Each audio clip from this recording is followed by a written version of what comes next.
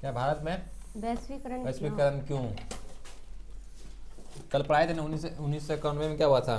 आर्थिक संकट के कारण भारत को अपना आर्थिक नीतियों में बदलाव करना पड़ा और नई आर्थिक नीति 1991 के तहत उदारीकरण और निजीकरण को और वैश्वीकरण को अपनाया गया। बता दे कल ना। तीसरा क्या है? भारत ने दुनिया के देशों के व्यापारिक संबंध बढ़ाए ताकि क्या? तकनीक पूंजी और बाजार मिल सके। तकनीक और पूंजी और बाजार मिल सके। इससे देश की क्या अर्थव्यवस्था को मजबूत करने और रोजगार बढ़ाने में मदद मिलती है। ठीक है, भारत का यहीं तक बचा हुआ था कुछ विश्व का। उसके बाद किसके बारे में पढ़ेंगे? उसके बाद पढ़ेंगे बिहार के बारे में, है ना? बिहार के बारे में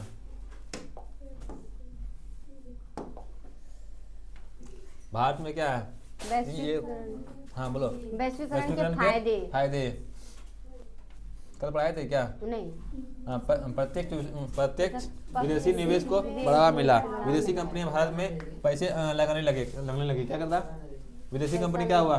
भारत में पैसे लगाने लगी, जिससे नए उद्योग, रोजगार और विकास बढ़े। जिससे क्या हुआ? नए उद्योग हुआ, रोजगार हुआ और क्या हुआ? विकास बढ़ा, प्रतियोगिता बढ़ी। विदेशी कंपनियों के आने से भारतीय कंपनियां भी क्या बेहतर और सस्ती चीज बनाने लगी। नई तकनीकी का लाभ मिला। विदेशों की नई मशीनों और आधुनिक तकनीक भारत में आई, जिससे क्या उत्पादन तेजी और आसान हो गया। ठीक है, अच्छी और सस्ती वस्तु मिलने लगी। लोगों को बेहतर गुणवत्ता की चीज अब कम कीमत पर मिलने लगी। ठीक है, विदेशों में क्या भारतीय वस्तुओं की बिक्री बढ़ी। विदेशों में क्या हुआ? भारतीय वस्तुओं की बिक्री बढ़ी। भारत की बनी चीजें अब दूसरे देश के बाजारों में भी बिकने लगी। जिसे क्या कहते हैं? निर्यात बढ़ा। उत्पादन का स्तर ऊंचा हुआ। नए मशीन और तकनीक से क्या होगा? उत्पादन की मात्रा और गुणवत्ता दोनों में सुधार होगा। ठीक है, अब बैंकिंग और वित्तीय सेवाओं में सुधार। हाँ, वैश्वीकरण से बैंकों और पैसों से जुड़ी सेवाएं ज्यादा तेज, सुरक्षित और आधुनिक हो गई। मानव संसाधन का विकास। लोगों को नई तकनीक और ज्ञान मिला, जिससे क्या कुशल और श्रमिकों को पेशेवरों की संख्या बढ़ी। भारत में वैश्वीकरण पर विवाद। कुछ क्या विशेषज्ञ मानते हैं कि इससे गरीब और मजदूर को नुकसान हो सकता है और वैश्वीकरण से बड़ी कंपनियां फायदा उठाती है, लेकिन छोटे कामगार पीछे छूट जाते हैं।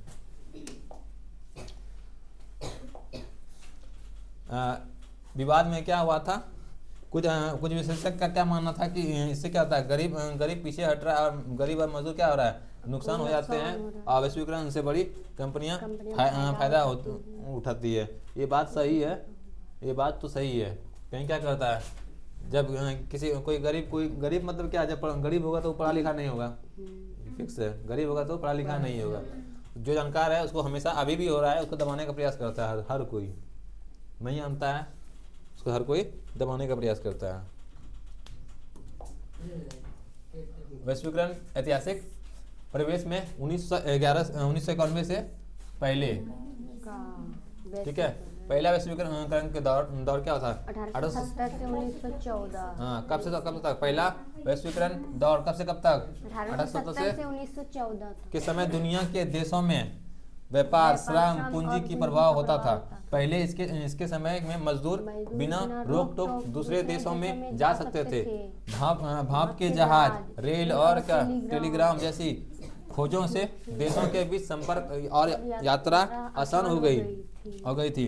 जैसे आज अमेरिका का दबदबा पूरी दुनिया में है, वैसे ही क्या था उस समय ब्रिटेन का राजनीतिक और आर्थिक दबदबा था। पहले क्या था? ब्रिटेन हर जगह क्या था? कब्जा करके रखा हुआ था। बिहार में अब कहाँ के बारे में पढ़ेंगे? अब बिहार के बारे में पढ़ेंगे। बिहार में वैश्वीकरण का प्रभाव। बिहार में क्या हुआ था? बिहार के विकास के लिए बाहर से पूंजी की जरूरत है और निवेश वहीं होता है, और निवेश वहीं होता है जहां बिजली, सड़क, पानी, कानून व्यवस्था अच्छी हो।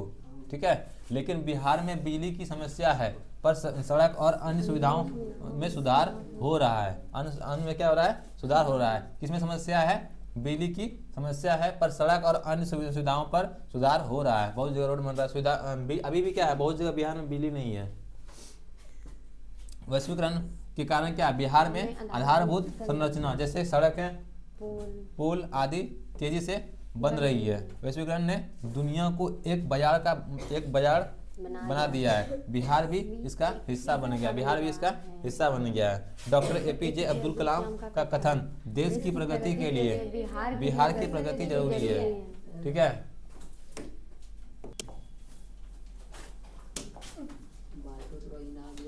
बिहार में क्या है, वैश्वीकरण के सकारात्मक प्रभाव क्या होता है? कृषि उत्पाद में वृद्धि, कृषि उत्पादन में क्या होता है? वृद्धि। वैश्वीकरण से बिहार में कृषि उत्पादन बढ़ा है। ठीक है, निर्यातों में वृद्धि, बिहार से क्या वस्तुओं का निर्यात बढ़ा है। विदेशी पूंजी निवेश, बिहार में विदेशी कंपनियों ने पूंजी लगाने में क्या दिलचस्पी दिखाई है, लेकिन अभी बिजली की कमी के कारण निवेश थोड़ा कम है, पर भविष्य में बढ़ने की संभावना है।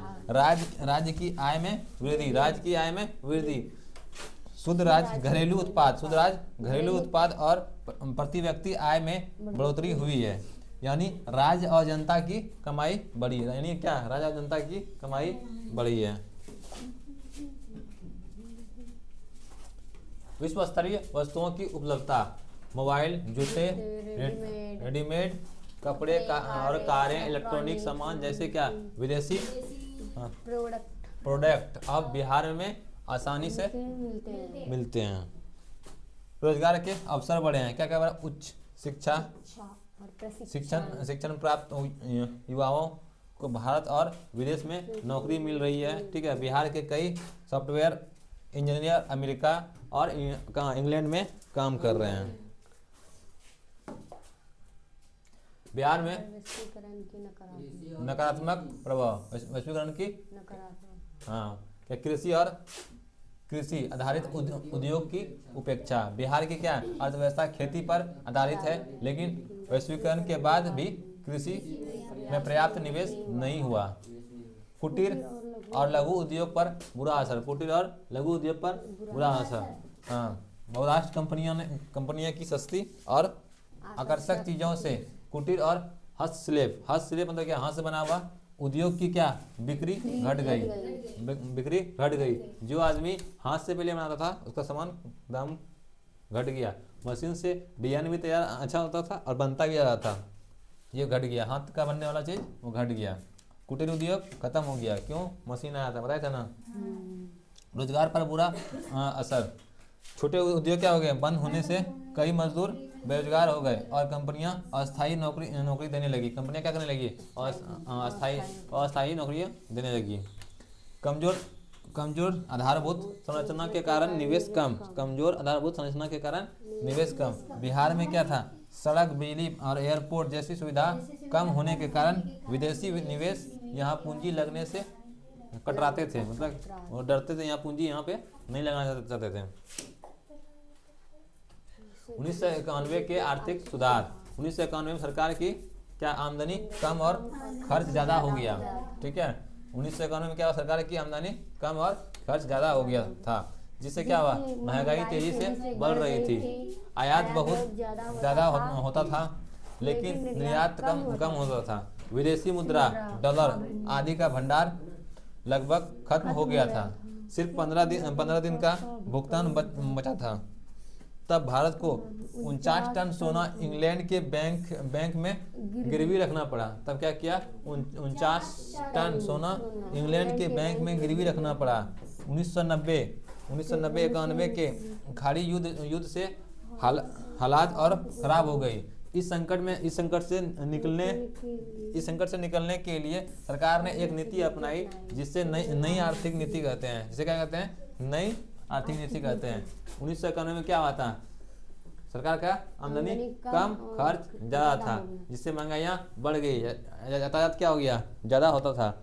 लेकिन निर्यात कम होता था। विदेशी विदेशी मुद्रा डॉलर का भंडार क्या हुआ था, खत्म हो गया था। ठीक है, खत्म होने का सिर्फ सिर्फ कितना दिन के लिए बचा हुआ था, 15 दिन का भुगतान बचा हुआ था। तब क्या किया भारत ने 49 टन मतलब क्या, 49 टन मतलब क्या, 49 टन मतलब 49 क्विंटल, ठीक है, 49 क्विंटल टन सोना इंग्लैंड के बैंक में गिरवी रखना पड़ा। 1990 से 91 के खाड़ी युद्ध से हालात और भी खराब हो गए।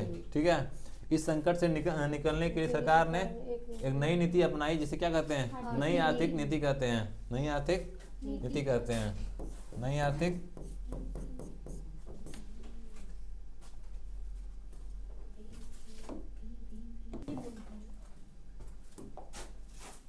आर्थिक सुधारों का अर्थ, आर्थिक सुधारों का अर्थ क्या है, आर्थिक सुधार क्या होता है, ऐसी नीतियां जो क्या 1991 से शुरू की गई ताकि उत्पादन बढ़े, हाँ, काम में कुशलता आए, लाभ और प्रतिस्पर्धा बढ़े। इन सुधारों के 3 मुख्य आधार क्या है, उदारीकरण है, निजीकरण है और क्या वैश्वीकरण था। इससे ही क्या एलपीजी नीति कहते हैं, एलपीजी नीति कहते हैं। जो कि सर हम लोग को दिखता है। आर्थिक सुधारों, नई आर्थिक नीति का उद्देश्य, नई नीति आर्थिक का उद्देश्य, नई आर्थिक नीति का उद्देश्य, यहाँ इधर देखो, उत्पादन की कुशलता और गुणवत्ता बढ़ाना, उत्पादन की कुशलता और गुणवत्ता बढ़ाना, प्रतियोगिता की क्षमता को मजबूत करना, प्रतियोगिता की क्षमता को मजबूत करना, विदेशी निवेश और नई तकनीक का ज़्यादा से ज़्यादा उपयोग करना, अर्थव्यवस्था की विकास दर को तेज करना, दुनिया के संसाधनों का उपयोग भारत के विकास के लिए करना। आर्थिक सुधारों या नई आर्थिक नीतियों की मुख्य विशेषता, अर्थव्यवस्था का उदारीकरण और निजीकरण तथा वैश्वीकरण करना। हम दो दिए हैं। आम आदमी क्या है, आम आदमी का मतलब ऐसे लोग जो मध्यम वर्ग यानी कि वर्ग से होते हैं, और ये लोग क्या है, आम आदमी का मतलब क्या है, ऐसे लोग जो मध्यम वर्ग या निम्न वर्ग से होते हैं, और ये लोग क्या समान जीवन की बुनियादी सुविधाओं में वंचित रहते हैं या उन्हें मुश्किल से प्राप्त करते हैं। भारत में क्या गरीब 85 भारत में करीब 85% लोग ऐसे हैं जिनकी क्या आय कम है और साधारण जीवन जीते हैं। क्या करता है? वैश्वीकरण का आम आदमी पर बुरा प्रभाव क्या पड़ा था, कम कुशल लोगों की बेरोजगारी, नई फैक्ट्रियां से में मशीनों से काम होने लगा, जिससे क्या हुआ अकुशल और अर्धकुशल लोगों का काम मिलना मुश्किल हो गया। ठीक है, जब क्या हुआ कम कुशल मतलब क्या, मशीन बन गया, मशीन बनने से क्या हो गया, काम आदमी को नहीं मिलने लगा। जहाँ 100 आदमी काम करता था वहाँ क्या, वहाँ अब 1 आदमी काम करता है, 100 आदमी बराबर क्या हो गया, 1 आदमी वहाँ लगता है। ठीक है, हाँ, बढ़ती प्रतियोगिता में क्या होता है, विदेशी कंपनियां सस्ती और बढ़िया चीजें बनाकर भारत में बेच रही है। इससे क्या होगा, छोटे दुकानदार, स्थानीय व्यवसायी और घरेलू उद्योग कमजोर हो गए। ठीक है, श्रमिक संगठनों की कमजोरियां क्या है, पहले मजदूरों की मांग के लिए श्रम संगठन मजबूती से आवाज उठाते थे। वैश्वीकरण के बाद श्रम कानूनों में क्या ढील आई, जिससे क्या हुआ संगठन कमजोर हो गए, ढील आ गया, संगठन कमजोर हो गए। अब आम मजदूर को क्या हुआ, सही वेतन और सुविधा पाना मुश्किल हो गया, सही वेतन और सुविधा पाना क्या हुआ, मुश्किल हो गया। मध्य और छोटे उत्पादकों की परेशानी, मध्य क्या है, मध्य बहुराष्ट्र कंपनियां भारत में आ गई, जिसके पास क्या ज़्यादा पूंजी और तकनीक है, जिसके पास क्या है ज़्यादा पूंजी और तकनीक है। कौन मध्य और छोटे में। ठीक है, इसके माध्यम से क्या हुआ, छोटे उद्योग को अपना व्यापार को बनाए रखने के लिए मुश्किल हो गए। जैसे बड़ी मछली छोटी मछली को खाती है ना, उसी प्रकार क्या था, वैसे ही बड़ी कंपनियां छोटी कंपनियों को कारोबार को पीछे कर रही है। कृषि और ग्रामीण क्षेत्र का संकट, विदेशी और देसी पूंजीपति। अच्छा, पूंजीपति किसे कहते हैं बताओ?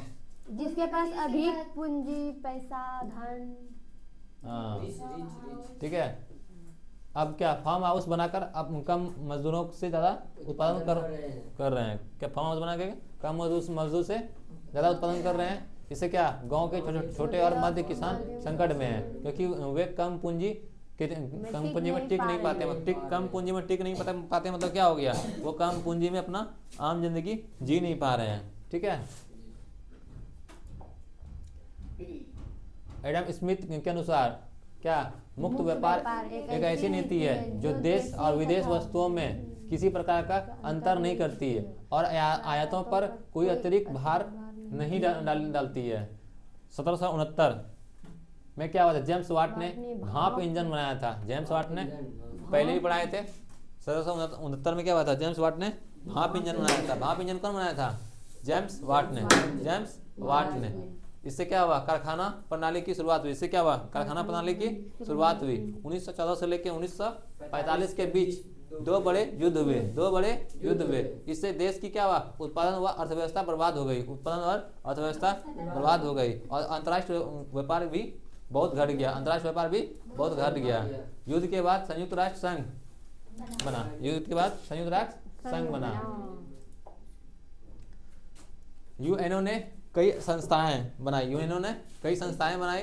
कौन बनाया? IMF, शॉर्ट में बोलो, IMF, वर्ल्ड बैंक, WTO। ठीक है।